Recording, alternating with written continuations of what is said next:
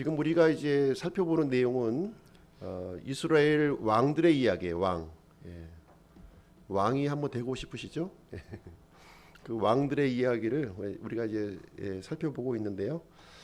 참 이름도 낯설고 이름도 또 그 이름이 그 이름 같기도 하고 내용이 참 난해하기 그지가 없습니다. 왜 우리가 이 저녁 시간에 듣도 보도 못한 사람의 이름들을 우리가 나열해 가면서 읽어야 되는 건지 좀 어떻게 보면 좀 이해가 안 갈 수도 있을 텐데요. 이 이스라엘의 그 왕들의 이야기를 이제 우리가 살펴보면서 중요한 것은 뭐냐면 반복되는 그 구절이 있어요. 그 알 수 없는 그 이런 그 단어들이 이제 나열되지만 반복되는 구절이 있다는 거예요. 반복되는 구절. 거기에 이제 초점을 맞추시고요. 이 반복하는 것에는 이 강조의 의미도 있고요. 경고의 의미가 있는 거예요. 우리가 이제 이스라엘의 그 여러 왕들의 이야기를 살펴보면서 우리는 지금 현재 우리가 어떤 믿음을 가지고 살아야 할 것인가, 이제 그 부분에 초점을 두시고요 읽으시면 될 것 같습니다. 오늘 이제 13장의 구성을 보시게 되면 우리가 지난 시간에 남유다 왕 요아스의 이야기를 한번 살펴보았죠. 비극적인 결말에 대해서 우리가 알아보았고요. 오늘 이제 13장 구성을 보시게 되면 북이스라엘의 왕 여호아하스의 악행, 두 번째로 요아스의 통치와 엘리사의 예언, 세 번째 엘리사의 죽음, 이런 순으로 이제 이 13장 내용을 말씀을 드리도록 하겠습니다. 중심 내용은 하나님의 언약을 붙들면 소생과 회복의 역사가 일어난다 하는 내용이 되겠습니다. 우리 지난 시간에 본 내용인데요. 요아스에 대해서 우리가 좀 살펴보았습니다. 요아스는 7살에 이제 왕이 되었죠. 고모부였던 여호야다의 도움으로 7살의 나이에 왕이 되었습니다. 근데 이 7살의 왕이 된 그 요아스는 40년간 남유다를 통치하게 되는데요. 그 죽음이 너무 이제 비극적이죠. 죽음이. 열왕기하 12장 20절에 보시게 되면 요아스의 신하들이 일어나 음모를 꾸며 실라로 내려가는 밀로의 집에서 그를 죽였는데, 자기 신하들의 손에 의해서 죽임을 당한 거예요. 어디서요? 밀로의 집에서 죽임을 이제 당했다 이렇게 하고 있는데요. 세상 사람들이 이제 볼 때 요아스는 성군인 것처럼 보입니다. 그렇죠? 다윗의 왕권을 이었고요. 남유다를 40년간이나 통치했습니다. 종교 개혁을 단행했고 또 시리아 왕과 싸우다가 이렇게 병을 또 얻은 거예요.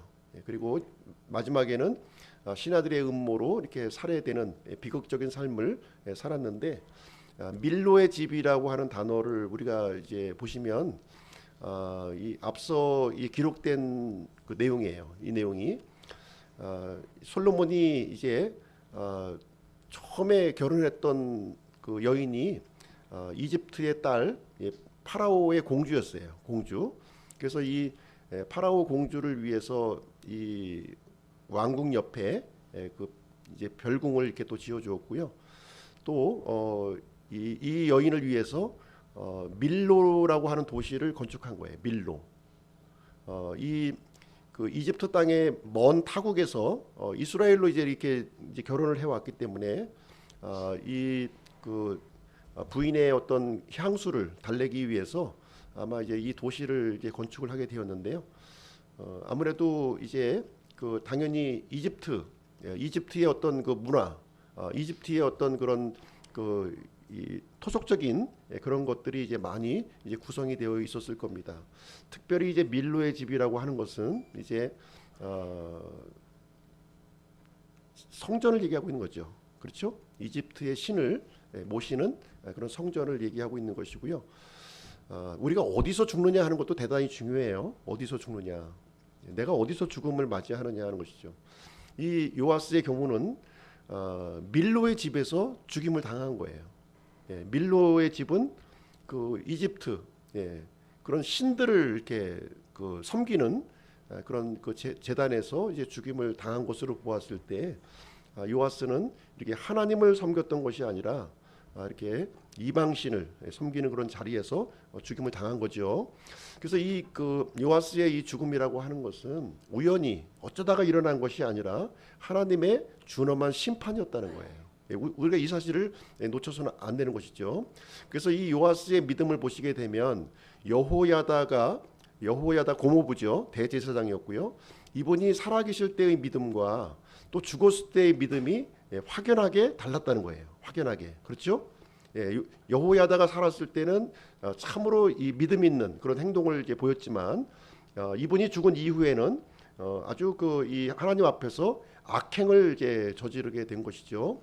그래서 거기에 이제 역대하 24장 18절에 보시게 되면 이제 이 요아스가 하나님의 집을 버렸다는 거예요. 성전을 버렸고 작은 숲들과 우상들을 섬겼다고 이렇게 얘기합니다. 그렇죠? 뿐만 아니라 여호야다가 베풀었던 그 친절을 기억하지 않았다는 겁니다. 그래서 요아스의 이 죽음이라고 하는 것은 단순히 이렇게 우연하게 죽음을 당한 것이 아니라 하나님의 준엄한 심판이었음을 이렇게 말해주고 있는 것입니다. 오늘 제 13장 말씀을 우리가 함께 보실 텐데요.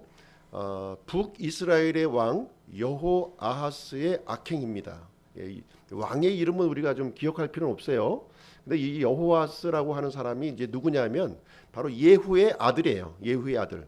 예후가 죽었고요. 그 뒤를 이제 그 아들이 이제 왕권을 이어받아서 북이스라엘의 10대 왕으로 이렇게 되었던 그런 인물이 이제 되겠습니다. 아시다시피 이 예후라고 하는 사람은 어떤 사람이었냐면 하나님의 심판의 도구로 사용했던 사람이에요. 그렇죠? 그래서 남북 이 통치자 두 사람을 이렇게 제거했던 그런 인물이 되겠는데요. 북이스라엘의 왕 아합의 아들 요람을 제거했고요.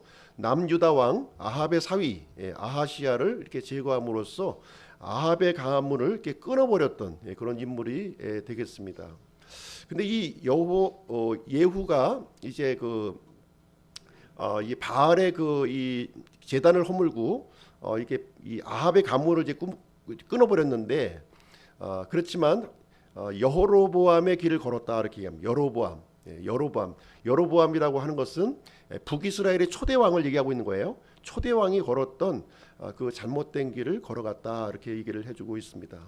근데 그 예후가 죽고요. 그 아들이 이제 왕이 된 거죠. 아들이 이제 왕이 되었는데 예후를 보시게 되면 이제 바알 신앙 성경에서 이제 바알 신앙과 여로보암의 길이라고 하는 것이 반복돼서 이렇게 등장해요. 그럼 이제 바알 신앙이라고 하는 것이 뭐냐? 세상 사람들이 볼 때는 잘못된 게 아니에요. 좋은 겁니다. 이 바알 신앙이 아주 뭐 사악한 게 아니라 굉장히 좋은 거예요. 받아들이기. 어떤 내용이냐면 번영과 영광을 추구하는 겁니다. 이게 나쁜 거 아니잖아요. 그렇죠? 누구에게나 갖고 있는 마음이에요. 우리도 예전에 그 새마을 운동할 때 잘 살아보세 이런 노래 부르면서 이 가난과 빈곤에서 이렇게 벗어나려고 했던 적이 있지 않습니까? 먹어야 산다는 거예요. 먹어야. 그리고 돈이 곧 힘이다 하는 이런 그 사상이 바알이 갖고 있는 이런 신앙이 이제 되겠습니다. 예후의 경우는 이 바알 신앙을 무너뜨린 사람이에요. 그렇지만 여로보암의 길을 걸었다 이렇게 얘기해주고 있는데 그럼 여로보암의 길은 또 어떤 길인가?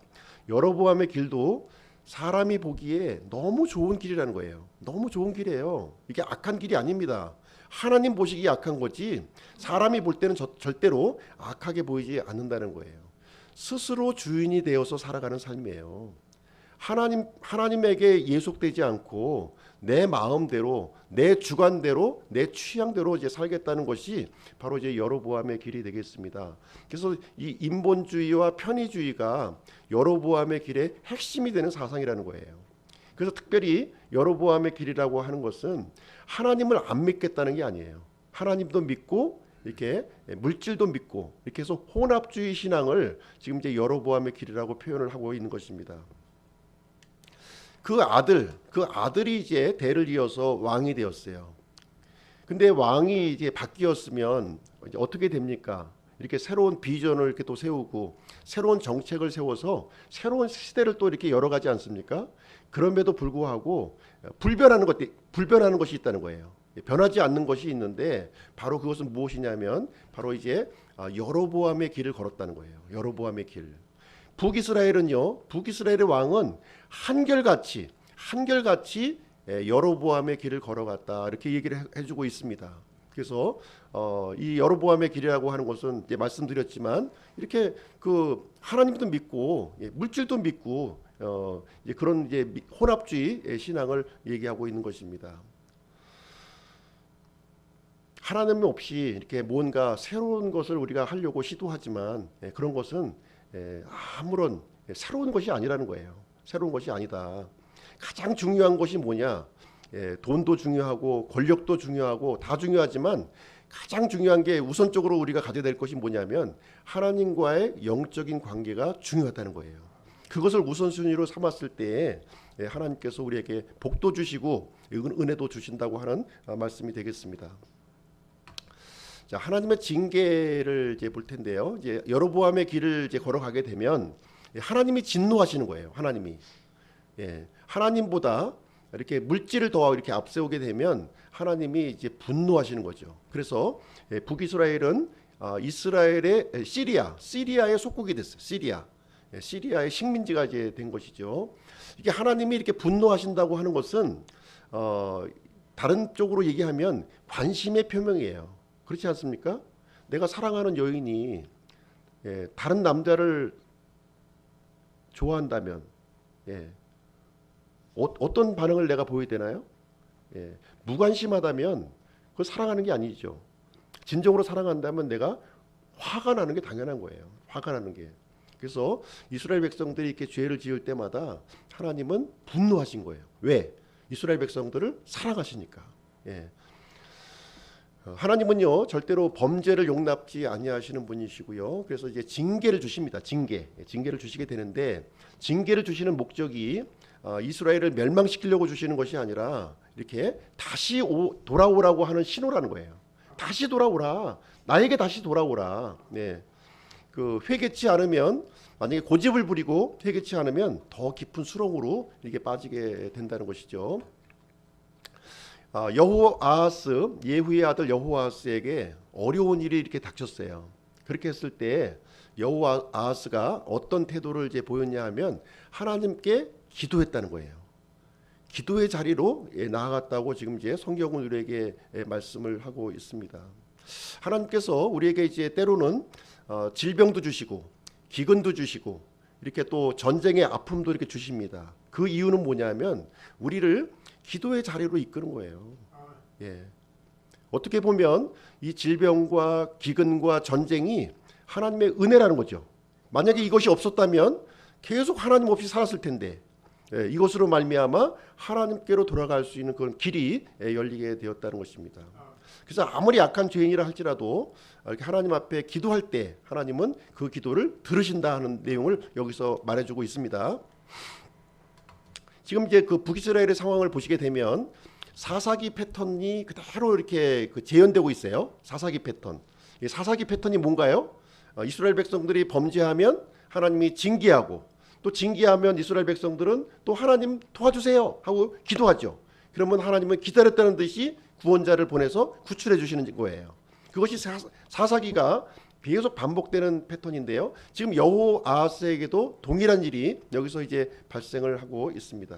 그래서 하나님은 우리로 하여금 이게 기도의 자리로 이렇게 이끌어 주시는데 그 이유는 뭐냐면 우리 죄악된 실상을 깨닫도록 하기 위해서 이 죄 때문에 이런 질병도 왔고 이 전쟁도 왔고 이 어려운 위기가 닥쳤구나 하는 사실을 알도록 하기 위해서 기도를 하시게 한다는 거예요. 그래서 죄를 뉘우치고 회개하면 하나님은 사랑을 베푸는 분이시다 하는 것을 우리에게 가르쳐주고 있습니다. 이렇게 위기에서 우리가 구원을 받았으면 어떻게 됩니까? 하나님을 더 잘 섬기고 믿어야 되겠죠.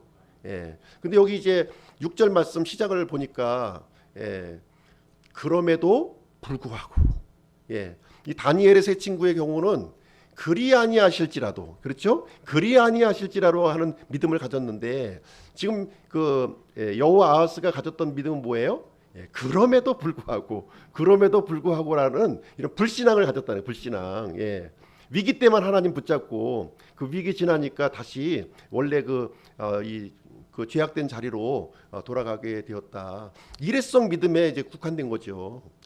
아플 때만 하나님 붙들고 또 건강하니까 또 다시 또 이제 다른 짓 하고 하는 것과 동일한 내용이 이제 되겠습니다. 그래서 우리는 하나님을 일회성으로만 우리가 붙잡는 것이 아니라 어떻게 돼요?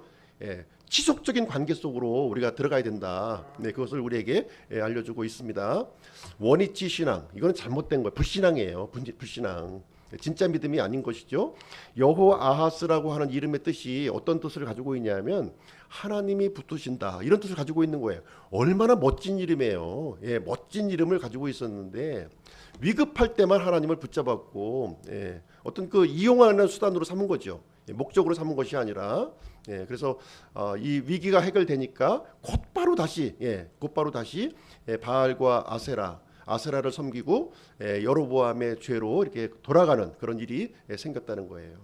좋은 이름을 가졌는데, 그렇죠? 그러나 별 볼 일 없는 인생으로 마감지었다, 이렇게 말해주고 있습니다. 여호아하스에 이어서 그 아들이 또 왕이 됩니다. 그 이름이 누구냐면 요아스예요.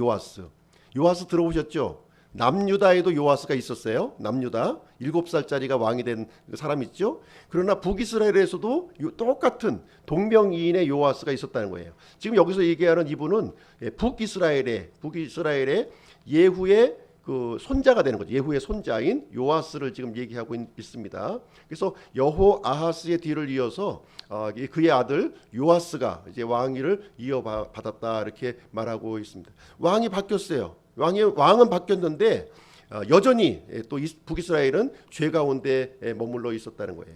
근데 요아스의 경우에 좀 약간 특이한 부분이 있는데요. 특이한 내용을 지금 오늘 제 13장에서 다루고 있습니다. 무슨 내용이냐면 북이스라엘에 아주 유명한 대언자가 있었는데 바로 엘리사예요. 이 엘리사를 존경했다는 거예요. 이 요아스가. 비록 요아스도 여전히 죄 가운데 걸었지만 이스라엘의 대언자로 보내주신 이 엘리사를 존경하는 사람이었다 하는 것을 여기서 이제 가르쳐주고 있습니다. 그래서 요아스는 지금 이제 아버지 여호아하스죠. 아하스보다는 조금 더 하나님 앞으로 가까이 다가가려고 노력을 했어요.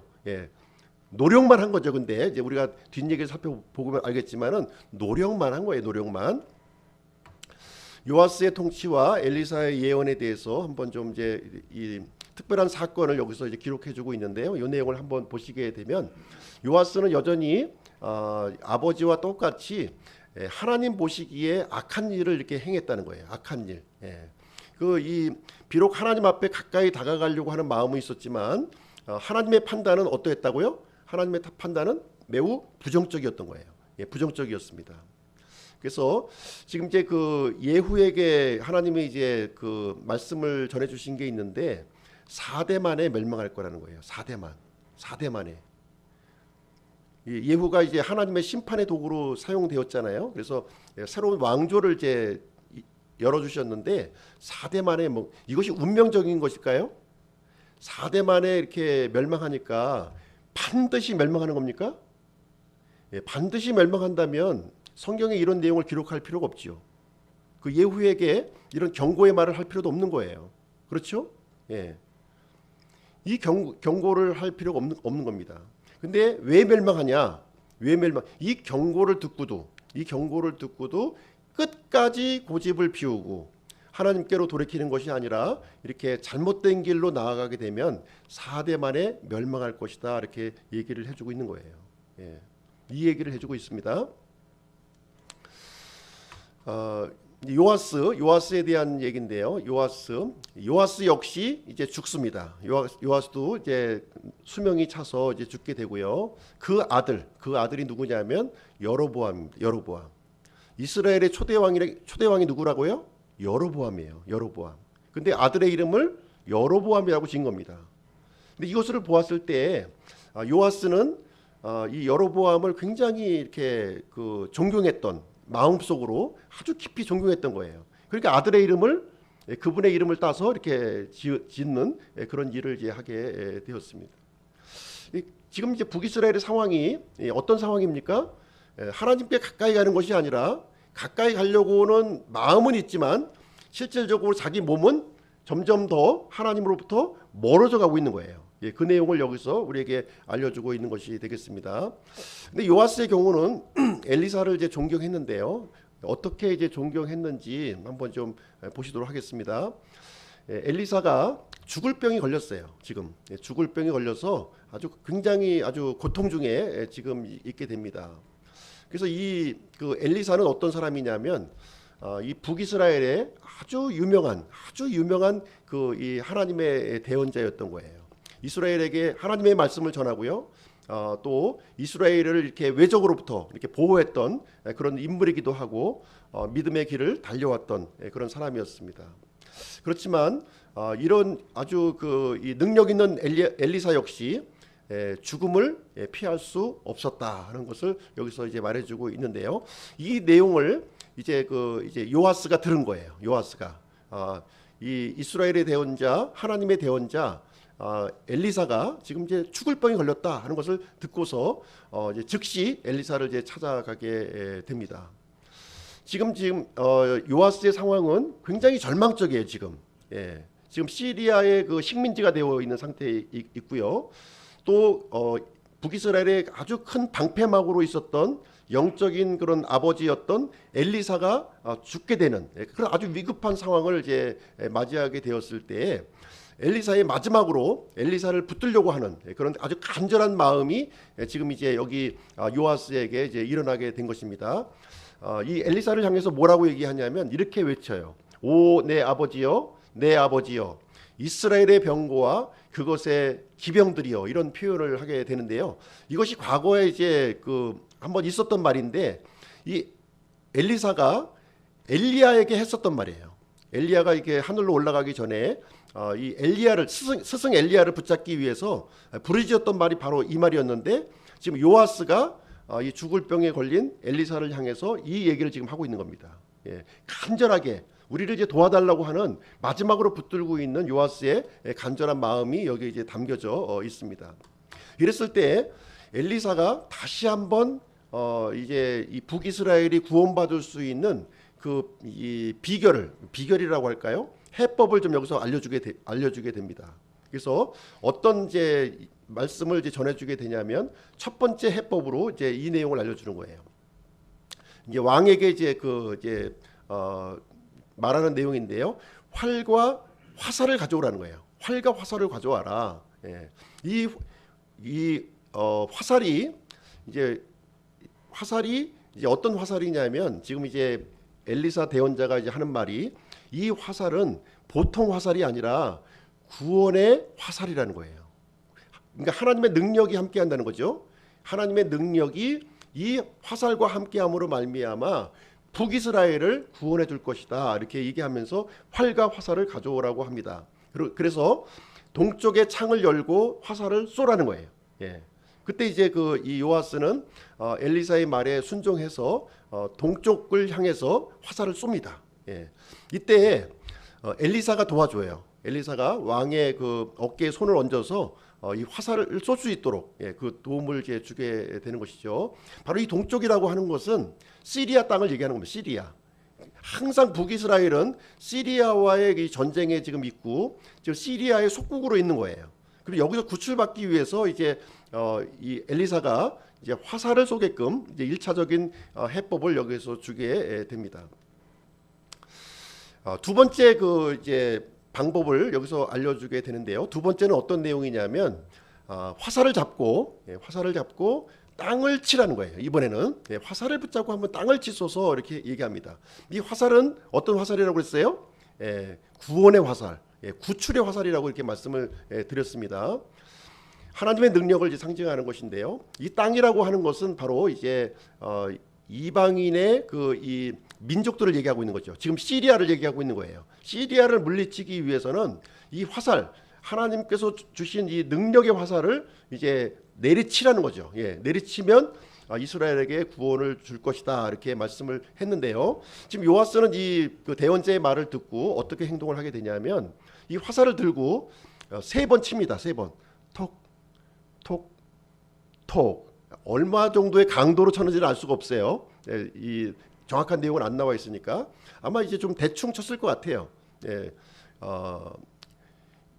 대충 치는 모습을 보고서 이 엘리사가 어떻게 이제 반응을 했는지 한번 보겠습니다. 엘리사의 반응을 보시게 되면 이 엘리사가 왕의 그 모습을 보고 분노했다 이렇게 하는 분노했다.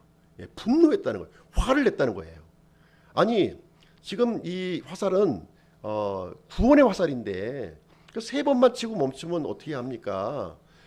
최소한 또 대여섯 번을 쳤어야지 그 시리아가 완전히 다시는 공격하지 못하도록 이렇게 그 멸절이 될 텐데 3번만 왜 칩니까? 이렇게 얘기를 하고 있는 것이죠. 자, 우리가 이 엘리사 대언자는요 하나님의 말씀이라고 보면 돼요. 살아있는 하나님의 말씀이다. 지금 오늘날 우리는 기록된 말씀을 우리가 보고 있죠. 당시 이 상황에서는 이 대언자를 통해서 하나님의 말씀이 직접 전달되는 그런 시점이었기 때문에 이 하나님의 말씀을 어떻게 대하느냐가 대단히 중요한 거예요. 그래서 여기 이제 요아스의 반응을 보시게 되면 이렇게 그 온전한 순종을 한 것이 아니라 한 절반쯤 순종을 한 거죠.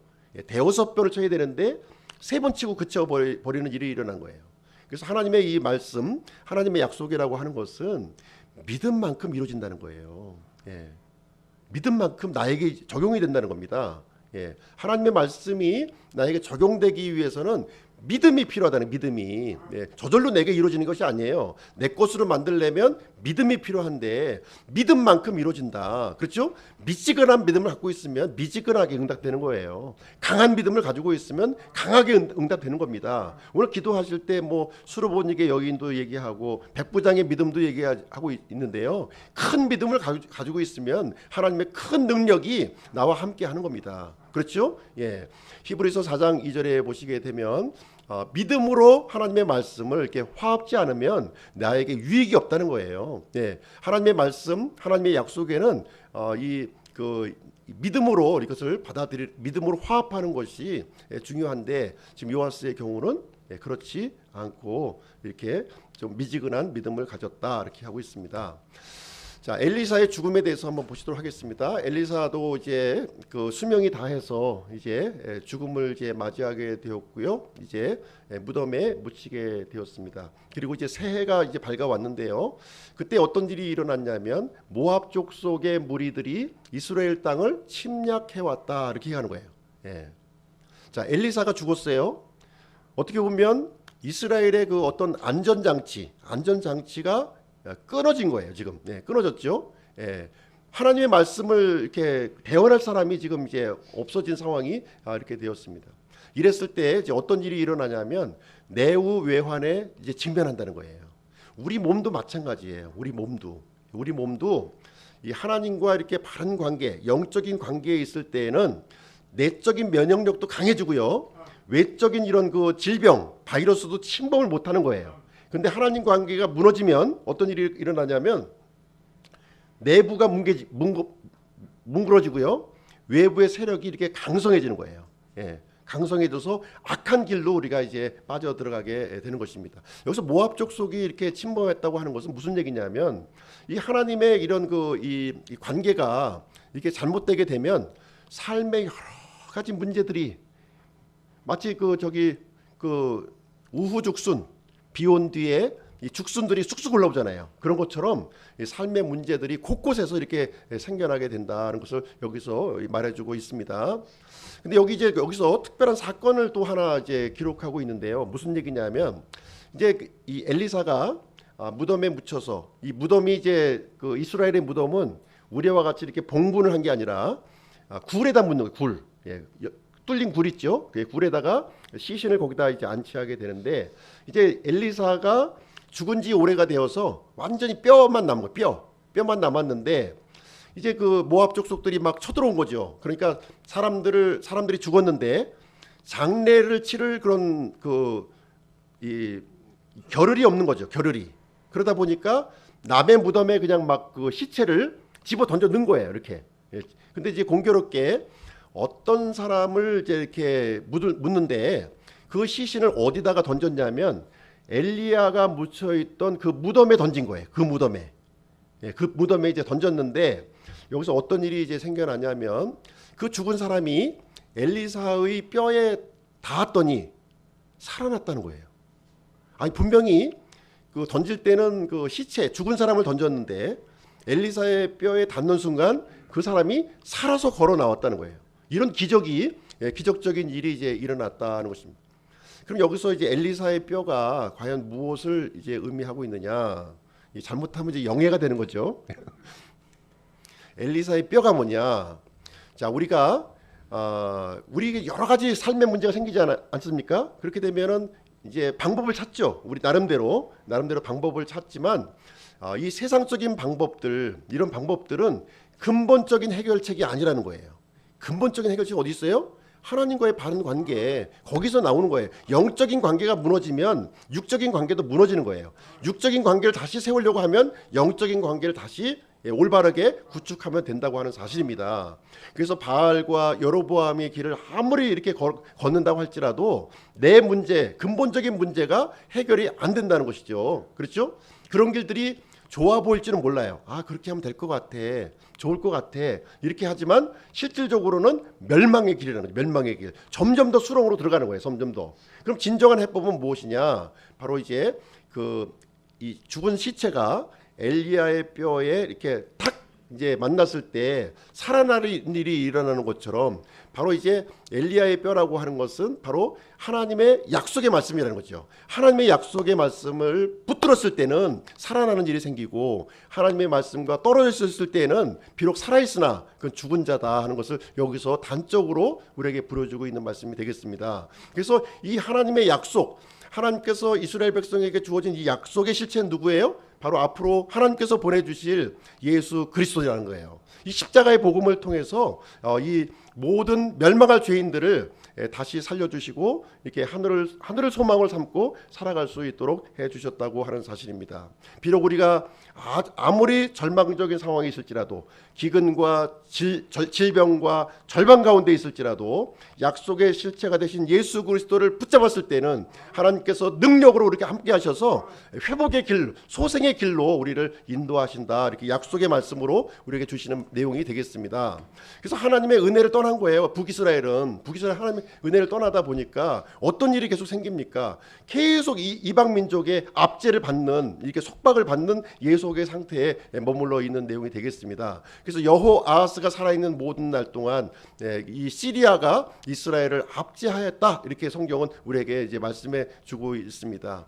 우리가 이것을 회복하기 위해서는 개인적으로도 마찬가지인 거예요. 이 국가적인 상황을 얘기했지만 개인적으로도 마찬가지. 하나님의 관계를 회복하지 않고 그 어떤 노력도 소용이 없다는 겁니다. 소용이 없는 거예요. 그러나 아무리 절망적인 일을 할지라도 하나님의 관계를 올바르게 세우면 하나님의 능력이 나와 함께 하셔서 그 일을 회복의 길로 이끌어 가신다 하는 것을 우리에게 얘기해 주고 있습니다. 하나님은 북이스라엘이 이렇게 여로보암의 길을 걸어가고 우상 숭배의 길을 이렇게 걸어갔지만 여전히 하나님은 신실하신 하나님이신 것을 우리에게 보여주고 있습니다. 23절 내용을 보시게 되면 이렇게 이제 말하고 있는데요. 하나님께서 이스라엘의 이 불순종 이런 그 우상 숭배에도 불구하고 하나님은 조상들과 맺은 언약을 기억하셨다는 거예요. 누구와 맺은 거예요?